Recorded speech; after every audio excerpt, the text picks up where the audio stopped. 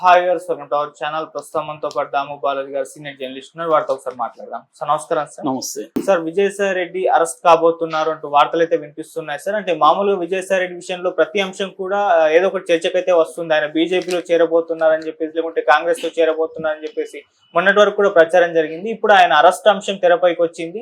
CID వాళ్ళకు నోటీసులు ఇచ్చారు, విచారణకు రమ్మని పిలిచారు. విచారణ టైంలో నేను అరెస్ట్ చేసే అవకాశం ఉందని చెప్తున్నారు. మరి ఏ కేసుకు సంబంధించి అరెస్ట్ జరిగే అవకాశం ఏమన్నా ఉందా? ఏ కేసుకు సంబంధించి మీరేం చెప్తారు ఈ విషయం? విజయసాయి రెడ్డి వెనుంబాక విజయసాయి రెడ్డి ఆయన పూర్తి పేరు. ఆయన గత కొంతకాలంగా న్యూస్ లో ఉంటున్నాడు. ప్రధానంగా ఒక కన్ఫ్యూజన్ నడుస్తుంది. ఆయనేమో వైసీపీకి రాజీనామా చేశాడు, రాజకీయాల నుంచి విరమించుకుని వ్యవసాయం చేస్తున్నాడు. సడన్ గా మొన్న జగదీప్ ధన్కర్ మన వైస్ ప్రెసిడెంట్ ఆయన హైదరాబాద్ వచ్చినప్పుడు ఈయన వెళ్ళి ఆహ్వానించారు. ఆ సందర్భంగా చాలా మంది ఈయన కంగ్రాట్స్ చెప్తున్నారు. ఎందుకు కంగ్రాట్స్ చెప్తున్నారు అనేది ఆరాధిస్తే ఈయనకి గవర్నర్ పోస్ట్ వస్తుంది. మోస్ట్లీ తమిళనాడు గవర్నర్గా, అక్కడ తమిళనాడులో ఉంటున్న గవర్నర్ రవి పదవి కాలం అయిపోతుంది కాబట్టి ఈయనకి అక్కడ ఇస్తారని ఒక వార్త కూడా వైరల్ అయింది.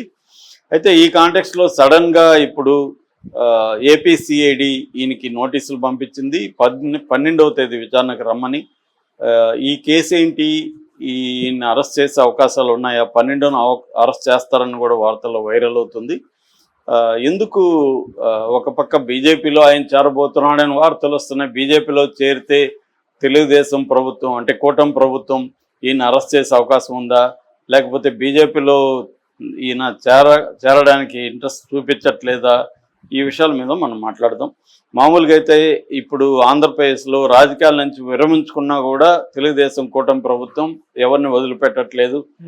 For example, latest example Posani Krishna Murali, అతను రాజకీయాల నుంచి విరమించుకుంటున్నాను, నేను ఇంకా జన్మలో రాజకీయాల వైపు కన్నెత్తి చూడను అని రిజైన్ చేసి వైసీపీకి ఆయన వెళ్ళిపోయినా కూడా ఆయన్ని ఎంత చిత్రహింసలు పెడుతున్నారో మనం చూస్తున్నాం. సో అలాగే విజయసాయి రెడ్డి నేను రాజకీయాల నుంచి వెళ్ళిపోతానంటే వదిలిపెట్టమని కూడా తెలుగుదేశం వాళ్ళు పోస్టులు పెట్టారు అప్పుడు. అందుకని ఆయన రాజకీయాల నుంచి విరమించుకుంటే ఆయనకు కూడా తెలుసు మనల్ని వదిలిపెట్టరని, అందుకని ఆయన బీజేపీలో చేరడానికి ట్రై చేస్తున్నాడు అనేది కూడా ఒక వార్త వైరల్ అవుతుంది. అయితే ఇప్పుడు ఈ కేసు ఏంటి, సిఐడి ఏ కేసులో పెట్టింది? ఎందుకంటే ఈయన మీద గతంలో అక్రమాస్తుల కేసు ఉంది, దాని తర్వాత ల్యాండ్ గ్రాబింగ్ కేసులు ఉన్నాయి, దాని తర్వాత వాళ్ళ కూతురు నేహారెడ్డి భూమి ఆక్యుపై చేసుకుంది. మొన్ననే మనం చెప్పుకున్నాం, హైకోర్టులో జరుగుతుంది భీమునిపట్నం దగ్గర. సో భీమిలి బీచ్లో ఆక్యుపై చేసుకున్నారని. సో ఇలాగా అనేక కేసులు ఆయన మీద ఉన్నాయి. శాంతి విషయంలో జరిగిన కేసు ఉంది, శాంతి భర్తగా ఈయన మీద కంప్లైంట్ ఇచ్చాడు. ఇలాగా అనేక కేసులు ఉన్నాయి. ఈ కేసు ఏంటంటే ఇది కాకినాడ పోర్టుకు సంబంధించిన కేసు. కాకినాడ సీపోర్ట్ లిమిటెడ్ అని ఉంటుంది. ఆ కాకినాడ సీపోర్ట్ లిమిటెడ్లో కర్ణాటి వెంకటేశ్వరరావు, కేవీ రావు అంటారు, ఆయనకి వాటాలు ఉన్నాయి. ఆయనకి ఏంటంటే ఆయన డిసెంబర్ 24వ సంవత్సరం డిసెంబర్ నెలలో ఆయన సిఐడి కంప్లైంట్ ఇచ్చాడు. ఆయన ఏమని ఇచ్చాడంటే, నాకు కాకినాడ సీపోర్ట్ లిమిటెడ్లో 41.12% వాటాలు ఉన్నాయి. అట్లాగే కేఎస్ఈజెడ్ అనమాట, ఎస్ఈజెడ్ అంటాం, Kakinada special economic zone SEZ అంటారు. ఆ ఎస్ఈజెడ్లో కూడా ఆయనకి 48.74% ఉన్నాయి, వాటాలు ఉన్నాయి. ఇందులో కాకినాడ సీపోర్ట్ లిమిటెడ్కి సంబంధించిన 41.12% ఆ వాటాల విలువ 2,500 కోట్లు. అట్లాగే ఎస్సీజెడ్లో ఉండే 48.74% వాటాల విలువ 1,109 కోట్లు. అంటే ఓవరాల్గా 3,600 కోట్లు వర్త చేస్తుంది. ఇది 2020 ప్రాంతంలో విజయసాయి రెడ్డి తనకు కాల్ చేసి కొంత బెదిరింపుగా మాట్లాడారని, సుబ్బారెడ్డి కొడుకు విక్రాంత్ రెడ్డి ఇదంతా చూస్తాడు, నువ్వు నీ వాటాల్ని ఎవరికి చెప్తే వాళ్ళకి రాసి ఇవ్వాల్సి ఉంటుంది, లేకపోతే పరిణామాలు తీవ్రంగా ఉంటాయి అని బెదిరించాడని. సో విక్రాంత్ రెడ్డి తర్వాత వచ్చి తనని బలవంతంగా బెదిరించి తన వాటాల్ని విజయసాయి రెడ్డి అల్లుడు రోహిత్ రెడ్డి, ఆయన విజయసాయి రెడ్డి కూతురు పేరు నేహారెడ్డి, కూతురు అంటే పెంపుడు కూతురు, అల్లుడేమో రోహిత్ రెడ్డి.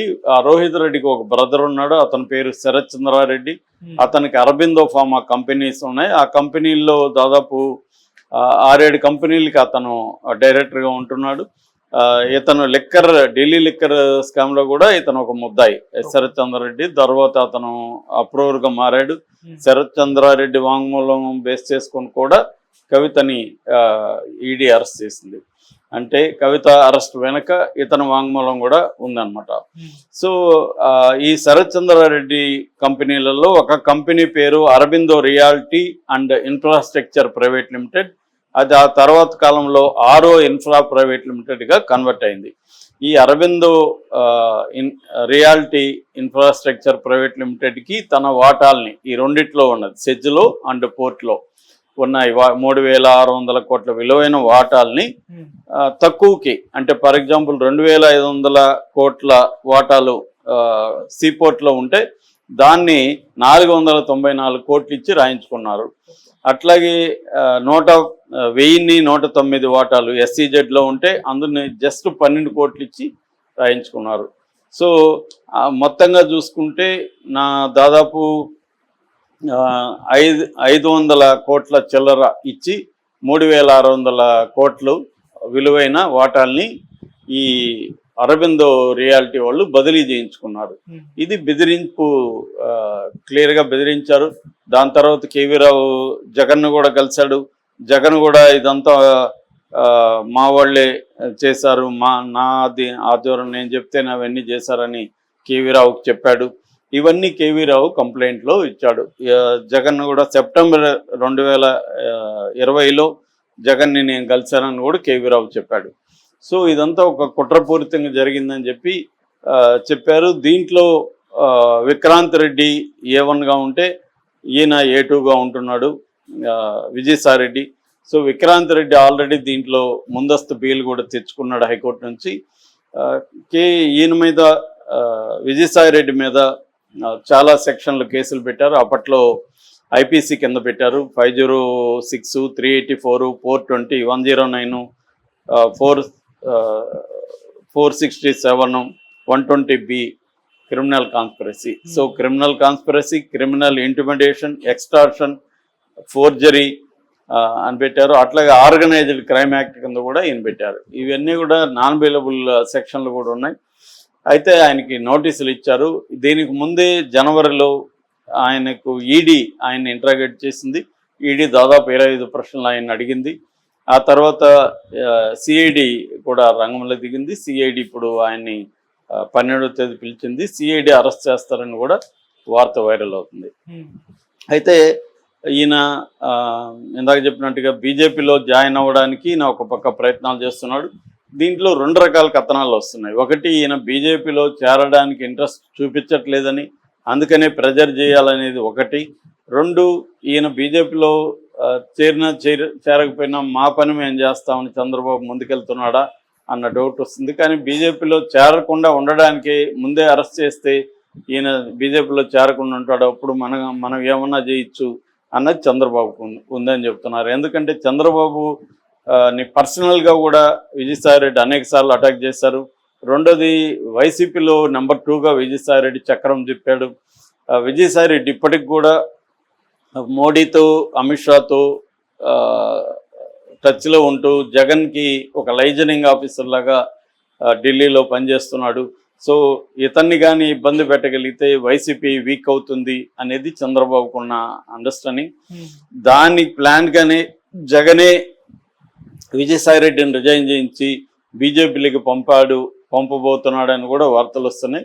ఇది జరగకుండా ఉండాలంటే ఈ లోపల ఇన్ని కేసులు పెట్టి అరెస్ట్ చేసి జైల్లో పెట్టేస్తే విజయసాయిరెడ్డి బీజేపీలోకి వెళ్ళడానికి ద్వారం మూసుకుపోతుంది.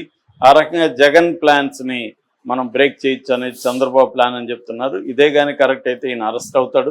ఒకవేళ నిజంగా బీజేపీలో ఆయన చేరబోతున్నట్టు వార్త కానీ కరెక్ట్ అయితే బీజేపీ అడ్డుకుంటుంది. ఖచ్చితంగా ఈయన అరెస్ట్ చేయకుండా బీజేపీ అడ్డుకుంటుంది. ఎందుకంటే చంద్రబాబు ఇండిపెండెంట్గా వ్యవహరించే పరిస్థితి లేదు. చంద్రబాబు ఇటు లోకేష్ కంట్రోల్లో ఉన్నాడు, పవన్ కళ్యాణ్ కంట్రోల్లో ఉన్నాడు, మోడీ కంట్రోల్లో ఉన్నాడు. కాబట్టి వీళ్ళ ముగ్గురిని ధిక్కరించి చంద్రబాబు ఏ నిర్ణయం కూడా తీసుకునే పరిస్థితి ఇవాళ లేదు. కాబట్టి ఈయన కానీ బీజేపీలో చేరతాడు అనుకునేది కరెక్ట్ అయితే మాత్రం ఈయన అరెస్ట్ కాడు, అది తప్పు అయితే మాత్రం అరెస్ట్ అవుతాడు. Okay sir, thank you so much.